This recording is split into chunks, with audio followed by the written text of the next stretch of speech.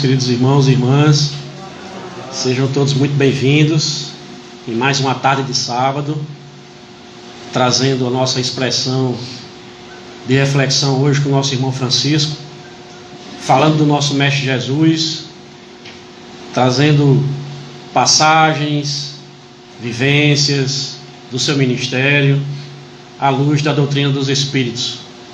Para nós é uma grande alegria estarmos numa data e num dia tão representativo como o de hoje. Estamos às vésperas daquilo que se comemora a humanidade, o Dia dos Pais. Essa figura solitária que muitas das vezes ela é incompreendida por aqueles que fazem parte da composição familiar.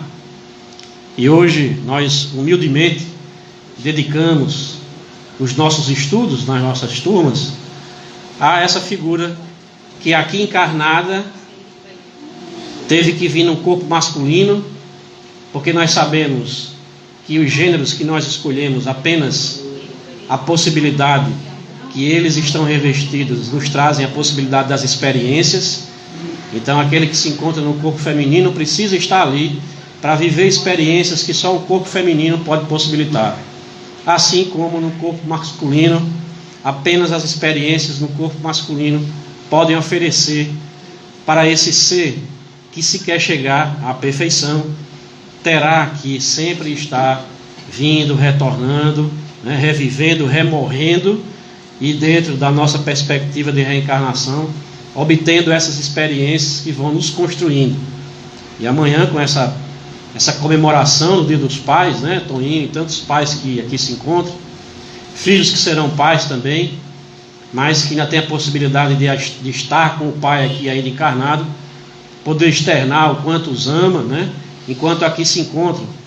Depois, muitas vezes, nós não teremos essa oportunidade, porque ele já estará na parte espiritual, mas o importante é que continuemos emanando boas energias, bons pensamentos, que eles estarão recebendo todo esse nosso amor através dessas emanações mentais. A nossa casa é uma casa espírita, como vocês sabem. Temos tarefas todos os dias, de segunda a segunda.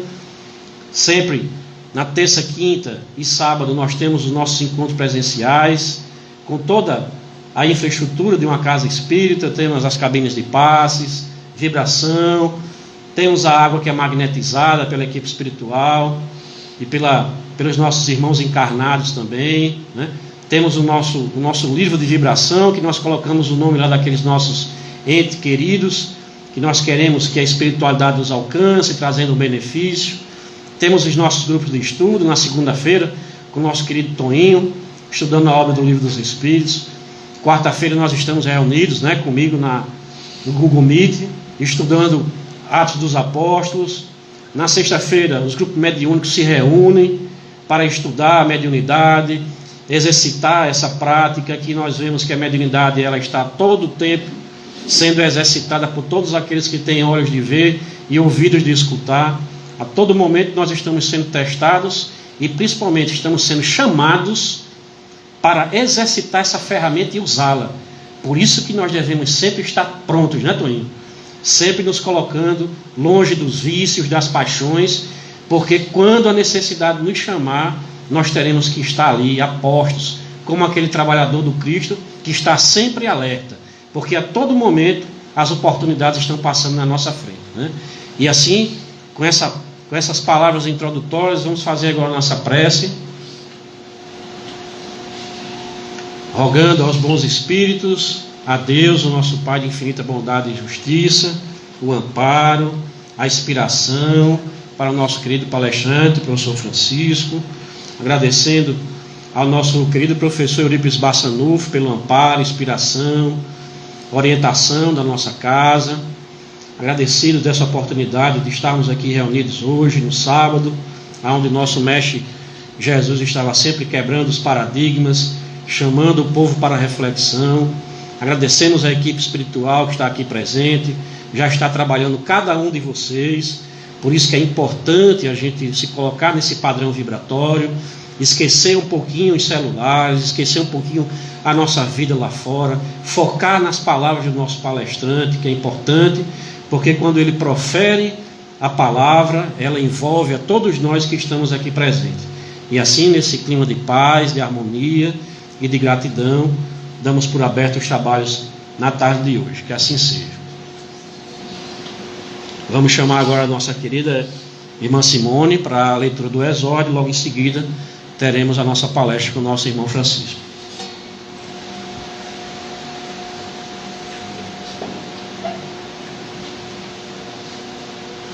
Ótima tarde a todos.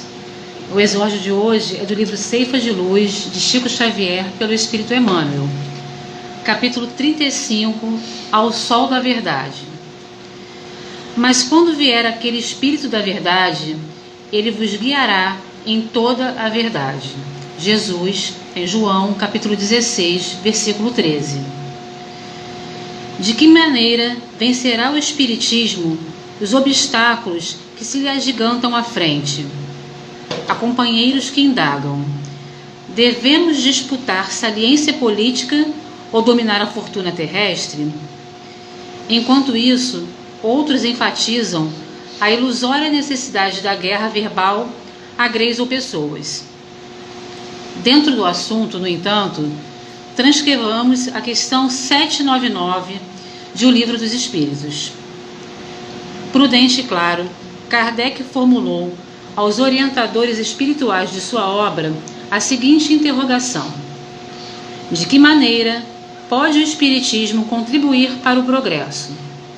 E na lógica de sempre, eis que eles responderam: destruindo o materialismo, que é uma das chagas da sociedade, ele faz com que os homens compreendam onde se encontram seus verdadeiros interesses. Deixando a vida futura de estar velada pela dúvida, o homem perceberá melhor que por meio do presente lhe é dado preparar o seu futuro. Abolindo os prejuízos de seitas, castas e cores, ensina aos homens a grande solidariedade que os há de unir como irmãos.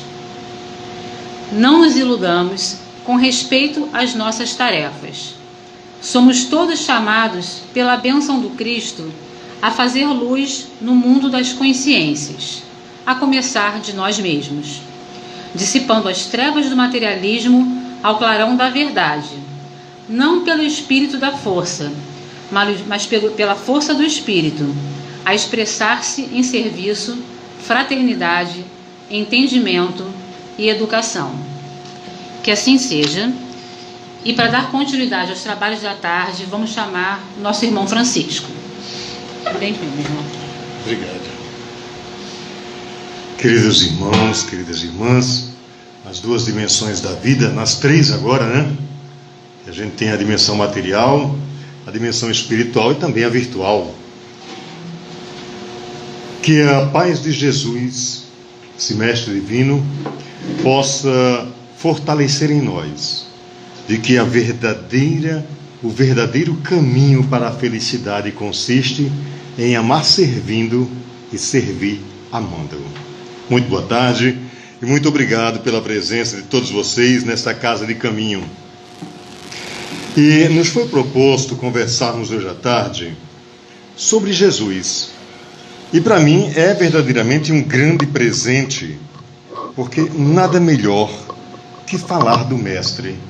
Nada melhor que falar no Mestre, estando, buscando a cada dia nos posicionarmos ou estarmos lado a lado com Ele, com os seus ensinos, buscando vencer as nossas imperfeições a partir do exemplo moral que Jesus nos dá.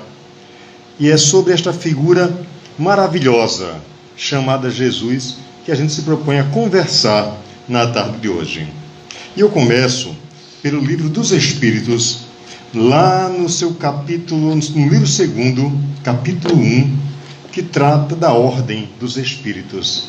Kardec é muito feliz quando faz essa sistematização da doutrina, porque ele organiza o pensamento e as orientações dos Espíritos de uma forma que todos nós, às vezes alguém mais estudado, alguém sem tanto estudo assim, consegue captar a real intenção que Kardec traz. Ou seja, Kardec é para todos. Espiritismo é coisa de gente culta. Não. Espiritismo é coisa de gente que precisa e que reconhece a necessidade de se auto-melhorar, de se auto-construir e de trazer um outro patamar existencial. Mas, dizia eu que lá no livro 2, no capítulo 1, na questão 112, né, Kardec vai trazer a primeira ordem, que são os espíritos puros. E quais são eles? Nenhuma influência da matéria. Superioridade intelectual e moral absoluta com relação aos espíritos de outras ordens. Ora, somente nessa questão nós já temos uma definição muito clara e muito plena de Jesus. Jesus, esse espírito perfeito, que alcançou a perfeição por seus próprios méritos. Distanciado, por exemplo, daquela ideia de que Deus construiu um espírito perfeito, né, e apresentou para nós. Isso, na verdade, não nos passa do nosso próprio egoísmo falando cada vez mais alto. Porque Jesus é efeito e não causa. Jesus é filho e não Deus. Quando nós fazemos essa confusão, quando eu digo nós, enquanto sociedade humana, e principalmente ocidental, a oriental tem uma outra perspectiva, uma outra forma de ver, inclusive o próprio Jesus, apesar de nas religiões orientais Jesus não ser o centro, mas a ideia básica, né, é esse valor moral. Nós vamos perceber que Deus seria extremamente injusto, e não seria Deus, já que uma das atribuições de Deus é ser justo, não é? Mas ele não seria justo, e ele seria extremamente injusto se constituísse espíritos perfeitos e outros imperfeitos para dar uma caminhada evolutiva. Não, Jesus é um espírito bastante antigo, muito antigo, por sinal, mas que exatamente igual a qualquer um de nós trilhou o que nós estamos trilhando, o caminho da evolução, o caminho do aperfeiçoamento, das escolhas que nos levam para o encontro de Deus. Quando nós pensamos que Jesus é este Espírito puro e temos esta certeza, onde vamos beber, onde vamos buscar esta certeza de que Jesus é esse Espírito puro? Vamos fazer aqui um paralelo com a nossa própria sociedade atual. Quando é que a gente reconhece alguém como uma boa pessoa? Quando é que a gente... mas Dona Fulana, assim, é um amor de pessoa, uma pessoa benquista, é uma pessoa amorosa, é uma pessoa que é capaz de servir sem esperar qualquer tipo de recompensa, é uma pessoa que tem sim um coração imenso. E nós vamos atribuindo uma série de adjetivos benéficos a esta pessoa. Eu usei Dona Fulana, mas pode ser seu cicrano, não importa. O gênero, para nós, é o que menos importa. Ele ainda é uma necessidade atual, mas lá mais para frente não faz diferença. Então, quando nós atribuímos tais caracteres, né, nós vamos compreender que aquela pessoa, ao nosso patamar, ao nosso nível, é uma pessoa boa. Já é pura? Aos olhos da espiritualidade, que se comparada aos mundos crísticos ou até os mundos regeneradores, ainda não, que ainda está aqui com a gente no mundo de provas e expiações, mas está a caminho. Jesus passou por todo esse processo até alcançar a purificação. Então, nós reconhecemos Jesus e ele nos dá a fórmula para reconhecer Jesus na nossa sociedade. Quando nos chama a atenção naquela frasezinha lá, que nos diz, há uma certa discussão, e aí posteriormente diz, mas mestre, onde foi que nós deixamos de te encontrar? E aí Jesus vai dizer que estive nu e não me destes de vestir, estive doente e não me visitaste, tive sede e não me deste de beber, né? Cada vez que nós encontramos aquele irmão, aquela irmã, que de alguma maneira denota algum tipo de necessidade, E nós nos condoemos, ou não condoemos, vou usar outra palavra, mas quando nós nos irmanamos, temos o sentimento de alteridade, nos colocamos no lugar do outro, desenvolvemos empatia para com aquela situação, nós estamos seguindo o exemplo de Jesus. Porque a existência de Jesus foi efetivamente o servir e o amar. E isso é lógico, nós aqui estamos dentro de uma perspectiva de pureza da qual nós podemos compreender, mas temos certeza de que a pureza de Jesus é muito maior, muito mais ampla do que nós podemos compreender, porque a nossa condição ainda não nos permite compreender o que está para além do nível de provas e expiações. Num determinado evento, um colega perguntou para, acho que foi para Alexandre Siqueira, Alexandre não, o que toca é Alexandre, o irmão dele é André Siqueira, isso. Como é que era a vida nos mundos de regeneração? E ele foi lacônico na sua resposta. Não sei, ainda não fui lá. Né? Não sei, ainda não fui lá. Mas é a grande verdade. Mas, no entanto, apesar de não termos ido ainda aos mundos regeneradores, aos mundos felizes, aos mundos ditosos, aos mundos crísticos, nós temos a consciência e a certeza de que a pureza que nós compreendemos aqui ainda é muito pobre para exprimir o que realmente é. Imagina então, se nós compreendemos o que a pureza de Jesus aqui é um top, é o master, é o suprassumo, imagine como é essa pureza no mundo crístico, né? A ponto de Jesus ser o nosso governador espiritual deste planeta, né? E aí, nós vamos percebendo que Jesus, ao período que passou conosco aqui encarnado, sem necessidade para ele, né? Mas por amor, ofertou-se, não é bem ofertou-se, mas colocou-se como um farol a iluminar as nossas decisões. E aí, nesse sentido, Jesus vai apresentar a cada um de nós, né, um padrão de vivência moral que nos permite nos aproximarmos tanto quanto possível da felicidade de ser puro, de ser bom, de ser benéfico uns aos outros, né? Basta olharmos os exemplos que Jesus viveu, né? Ora, quando todos viviam numa busca freêmica, atabalhoada da guerra, da contenda, os romanos dominavam aquela região, né, de Jerusalém, Cesareia, por ali, aquela região toda do Oriente Médio.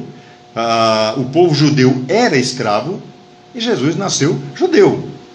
E nasceu, detalhe, de uma conjunção carnal de macho e fêmea, de homem e mulher. Essa história da divinização da geração de Jesus seria transgredir a lei divina, seria ir contra as leis naturais, né?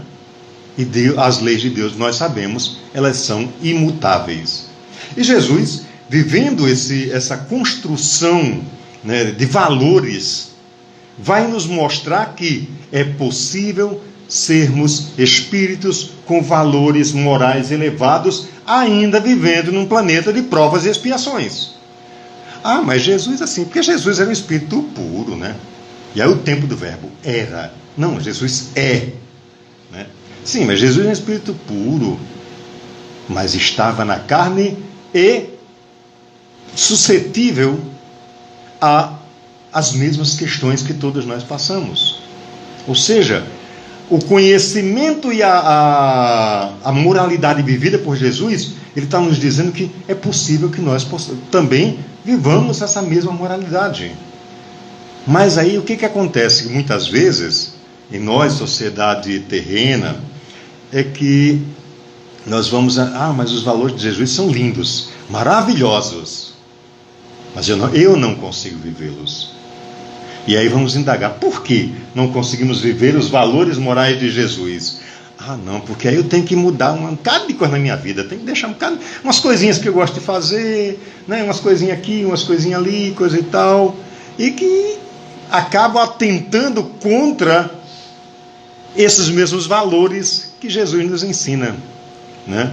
Por exemplo, quando nós temos aquela circunstância de que só tem uma banda de sardinha.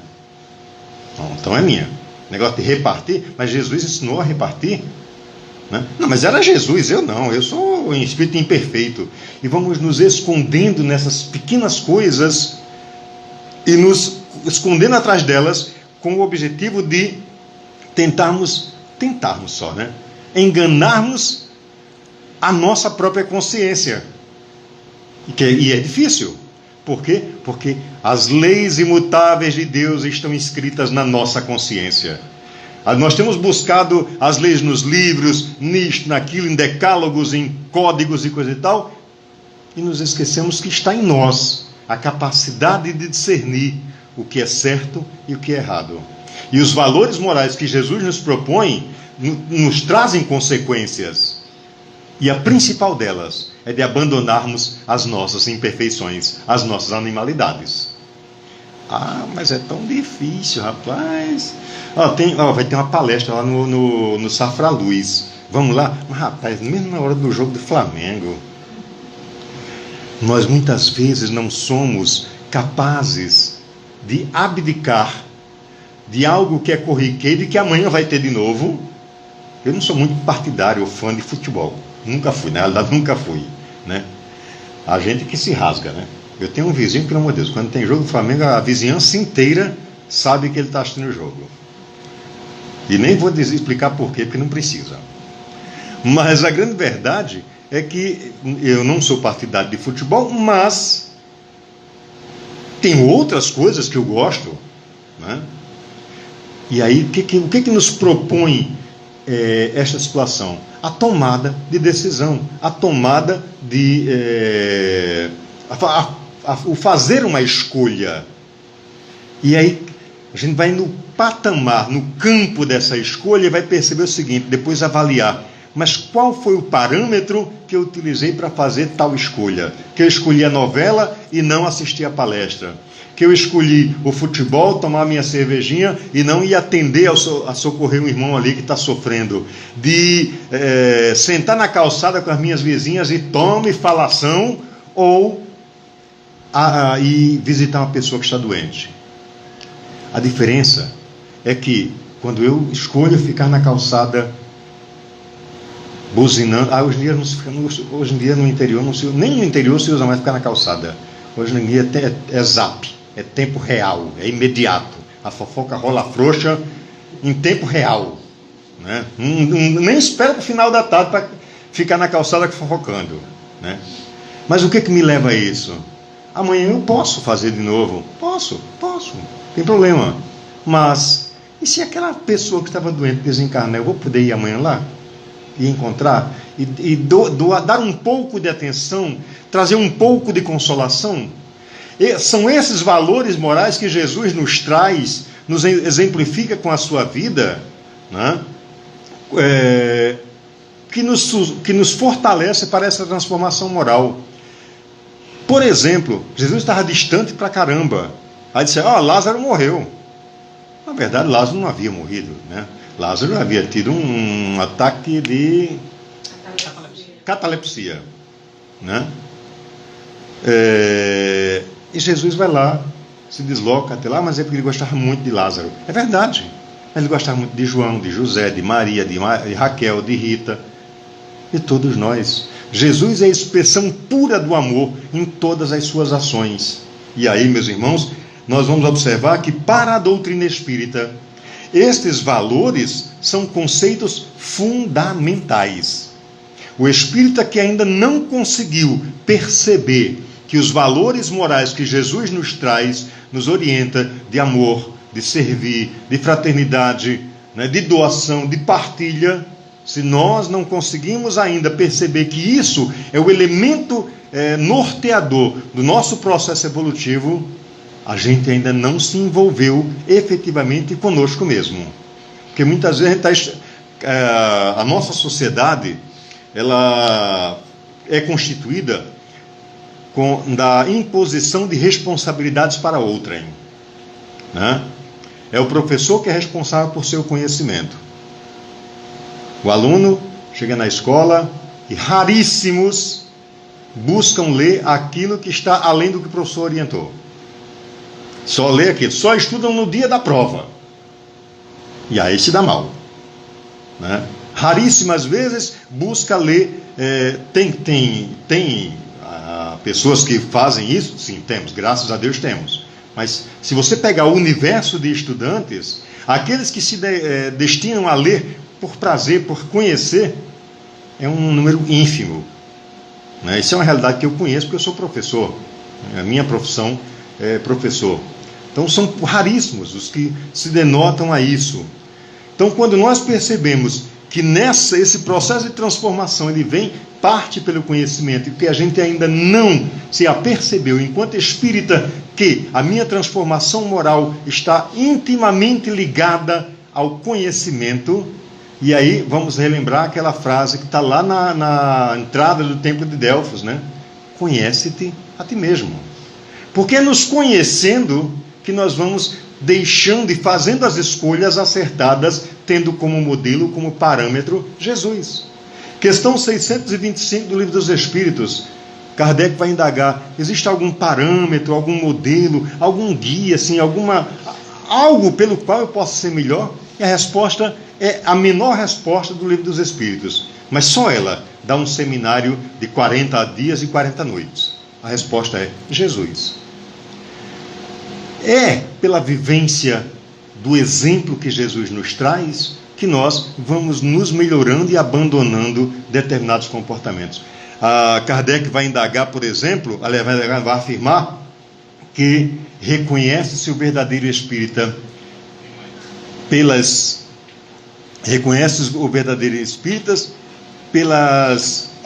intenção, pelo esforço que ele empreende, e aí eu gosto sempre de destacar uma palavrinha, em domar as suas más inclinações. E por que Kardec não vai usar a palavra acabar com as más inclinações, exterminar com as... Não, Kardec vai usar a palavra domar. Por quê? Porque as más inclinações, as animalidades estão em nós, são partes de nós. E domar é manter sob controle. Sabe aquela história que eu sou bom demais, mas ninguém pisa no meu calo. Então, peraí que a gente ainda não se conhece, né? Mas é tão difícil, o Costa é complicado demais. Não, ninguém disse que tinha que ser fácil, né? Emmanuel traz para Chico a fórmula perfeita para ser feliz, para ser um espírito evoluído. Essa é a fórmula mais perfeita que alguém poderia trazer assim, e nos dar de bandeja. Emmanuel trouxe. A primeira foi disciplina. A segunda fórmula foi disciplina. E a terceira, disciplina. E Jesus também nos convida a essa disciplina constante, todos os dias, né? Essa disciplina conosco mesmos, com as nossas escolhas, com as nossas ações, com as nossas atitudes nas pequeninas coisas. Porque muitas vezes nós só imaginamos que algo só é inadequado quando é visto por alguém, ou visto por muita gente, ou prejudica muita gente. Não! Pequeninas ações, pequeninas atitudes, quando a gente não faz aquela perguntinha básica, e se fosse Jesus vivendo esta situação, como ele agiria? Quando nós passamos a buscar, a se fazer essa pergunta, no nosso dia a dia, nas coisas mais simples, nós começamos a mudar de patamar. E aí, a gente vai observar que nessa caminhada, muitas vezes você olha aquela pessoa que era... eu conhecia aquele menino, rapaz, Marcos. Pelo amor de Deus, Marcos era sal em água gasosa, né? Já experimentaram botar sal em água com gás? Você joga sal dentro da... né? E aí, Marco mudou tanto, menino. Quem era aquele menino? Quem ele é hoje? Né? Aí Marco vai para assim: nossa, não mudei não, mas eu estou a caminho.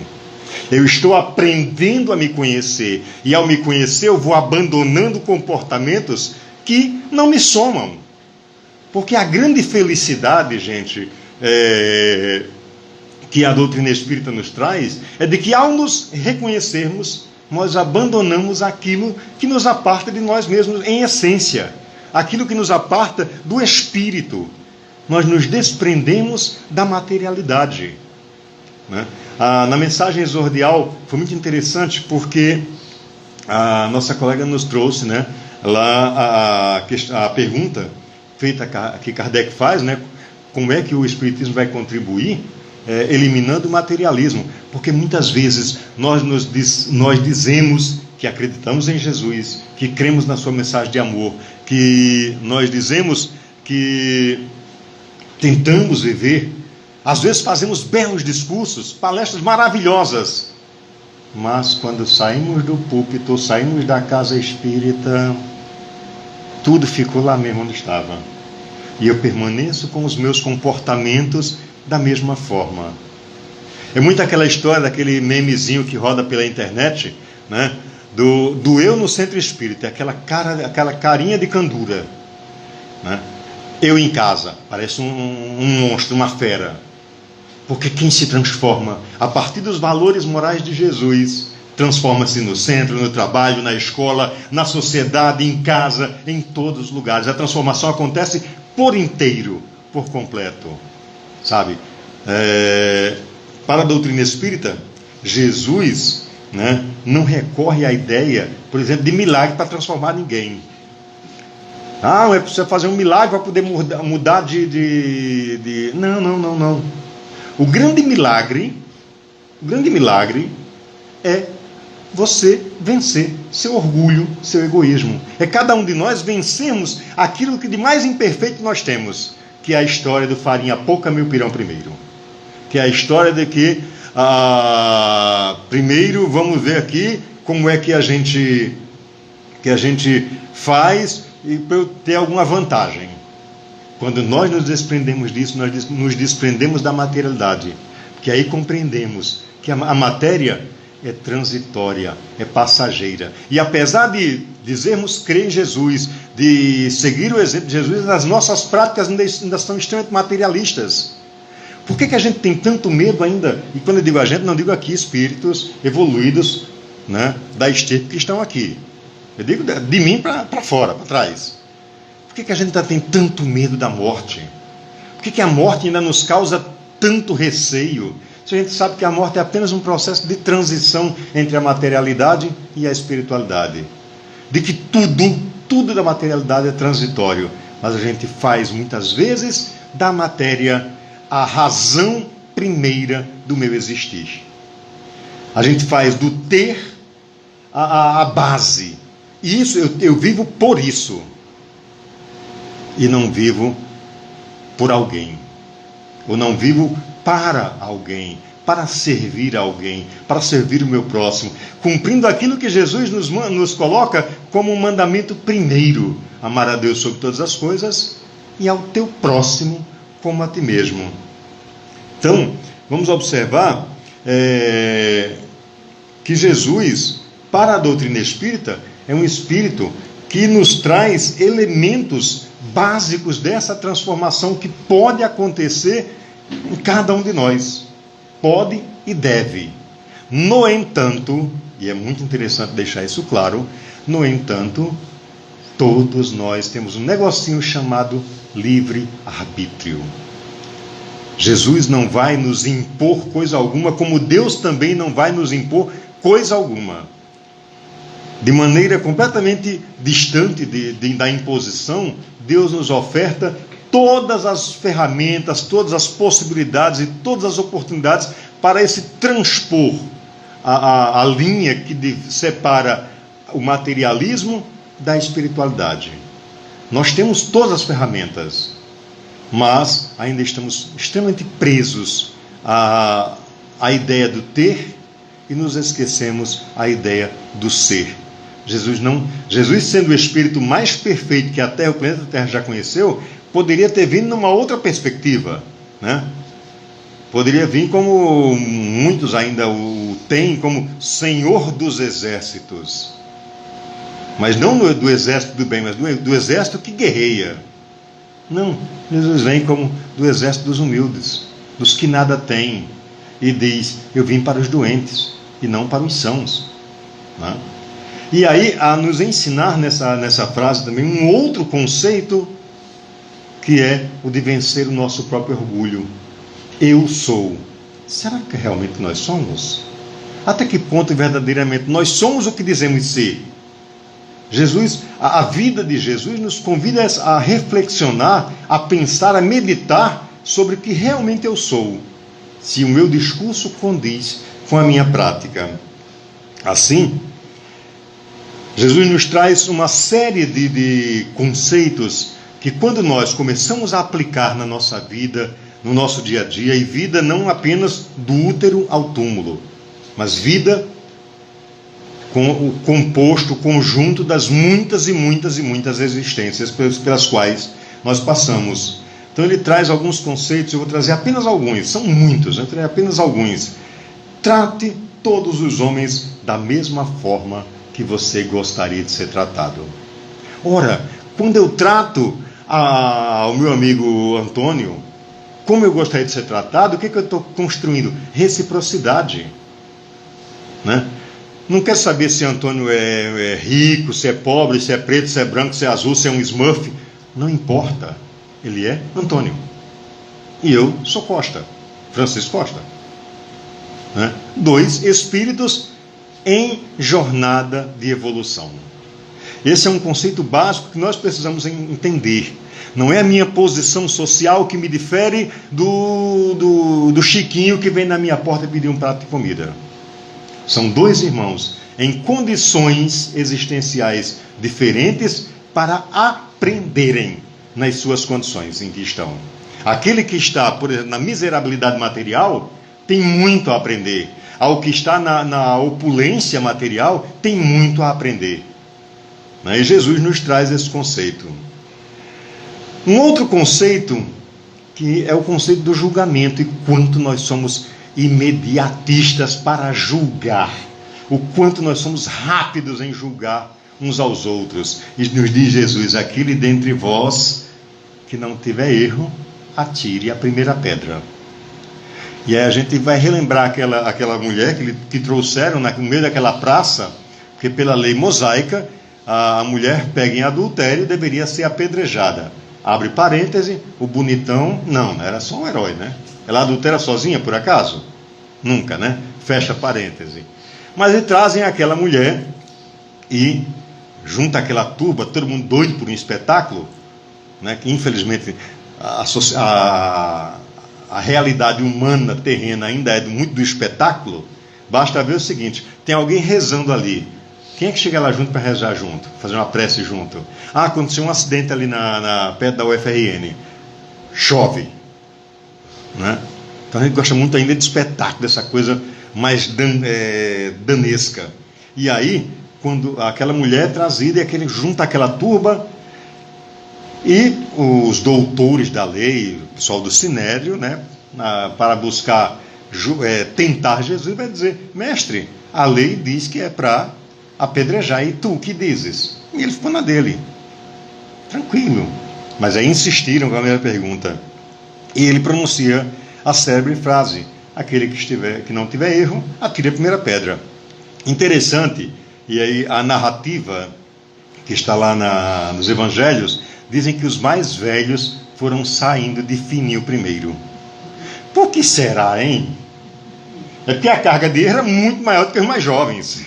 Os jovens não tinham tido tanto tempo assim para cometer tantos erros, mas todos tinham, de alguma maneira, foram refletindo sobre as suas próprias vivências, e cada um deles caiu em si que não era digno de julgar aquela mulher. E nós, será que já estamos num patamar de sermos dignos de julgar quem quer que seja e por que quer que seja? Quando nós nos afastamos dessa ideia do julgamento, nós trazemos uma outra perspectiva, que é a ideia da comunhão. Não me importa quem você é. Como é que eu posso lhe servir? De que maneira eu posso lhe ajudar? E aí nós vamos começar a perceber que aquilo que poderia ser uma dissensão, uma separação, uma ruptura pelo julgamento, passa a ser um traço de união entre aqueles dois espíritos, né? E aí, nesse ponto que aí nos vem um outro conceito que Jesus nos traz: reconcilia-te com teu adversário enquanto estiver a caminho. E aqui tem um negócio muito interessante, porque Jesus vai nos dizer: amai os vossos inimigos. E aqui tem um detalhezinho linguístico que faz uma diferença imensa. Tem alguém que é professor formado em letras aqui? Parece que não. Só eu mesmo. Mas tem um detalhezinho linguístico aqui que é simples, né? Quando diz amai os vossos inimigos. O pronome possessivo vossos. O que está dizendo? Amai os teus inimigos. E se ele é seu, então ele só é seu inimigo até enquanto você quiser, né? Se há uma relação de inimizade com alguém, de malquerência, ou sei lá o quê, ela só vai existir enquanto você quiser que isso aconteça. Porque no momento que eu mudo a perspectiva e eu reconheço que o inimigo é meu, então eu começo a caminhar na direção de eu não perdoo ninguém. À primeira vista parece uma frase um tanto quanto orgulhosa, né, Marcos? Eu não perdoo ninguém. Mas por que você não perdoa? Porque nada me ofende. Porque eu sou tão imperfeito quanto aquele a quem eu julguei que queria me ofender.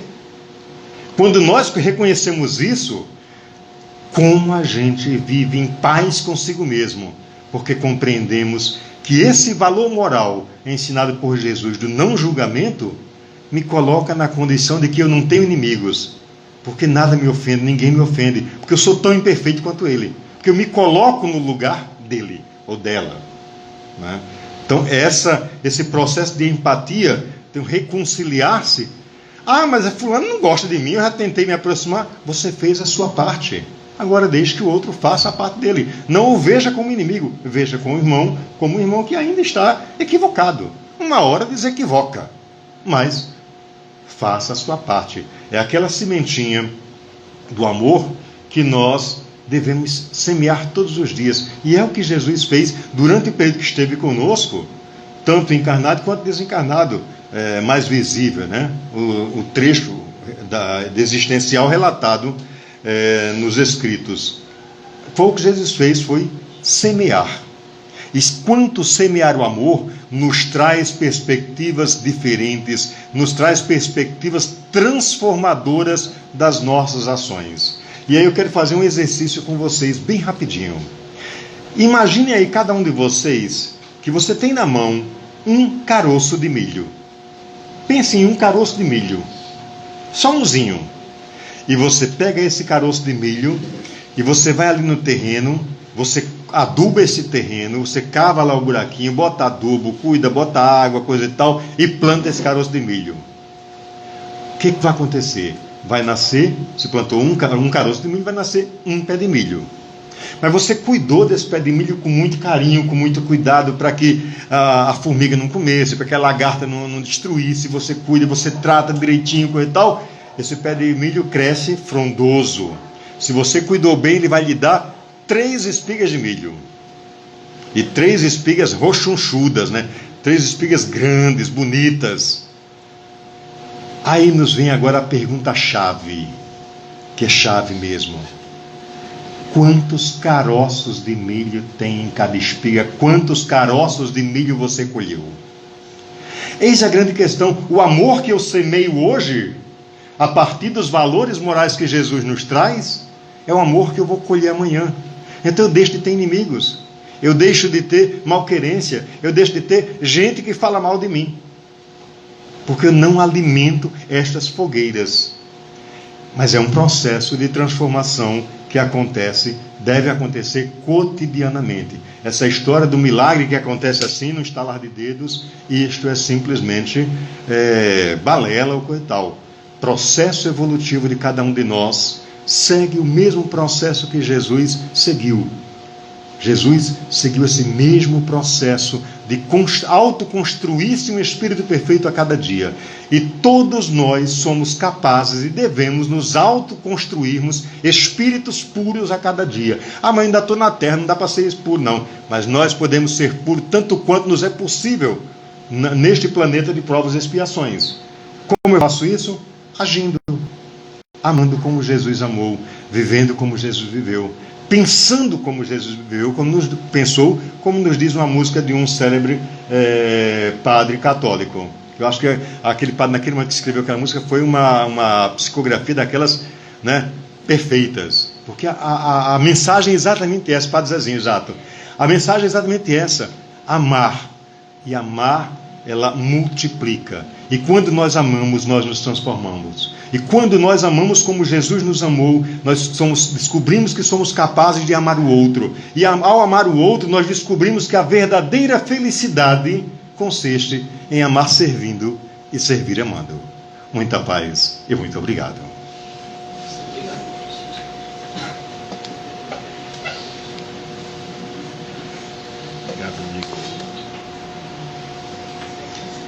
Agradecidos ao nosso irmão Francisco pela excelente palestra, principalmente porque ele traz a representação do nosso Mestre Jesus na sua maior expressão, e é essa sempre a nossa proposta do sábado, buscarmos refletir sobre o nosso Mestre.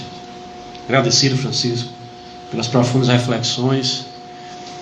E para encerrarmos esse nosso momento, gostaríamos de chamar a nossa querida Carmelita para a prece de encerramento. Estamos aqui com a sua família, né? Aí você vai homenageá-los com a prece de encerramento, com as crianças aí que vieram. Obrigado.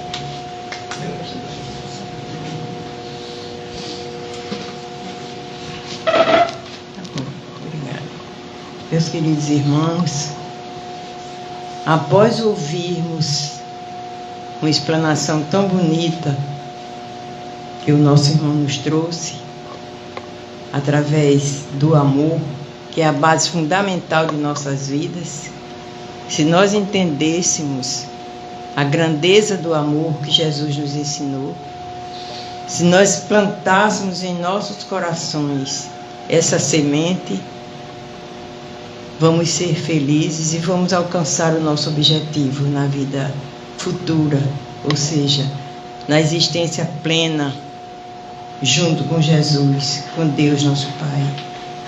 E agradecendo a eles, Deus, a Jesus, ao nosso amado e querido mestre Eurípides Barçanufo, nós vamos pedir que as bênçãos deles continuem a cair sobre nós, que continuemos refletindo os ensinamentos da tarde de hoje, para que amanhã, Senhor, nós possamos pisar mais firmes, mais felizes, dormir mais tranquilos e chegar ao objetivo a que nós nos destinamos quando entramos nessa casa.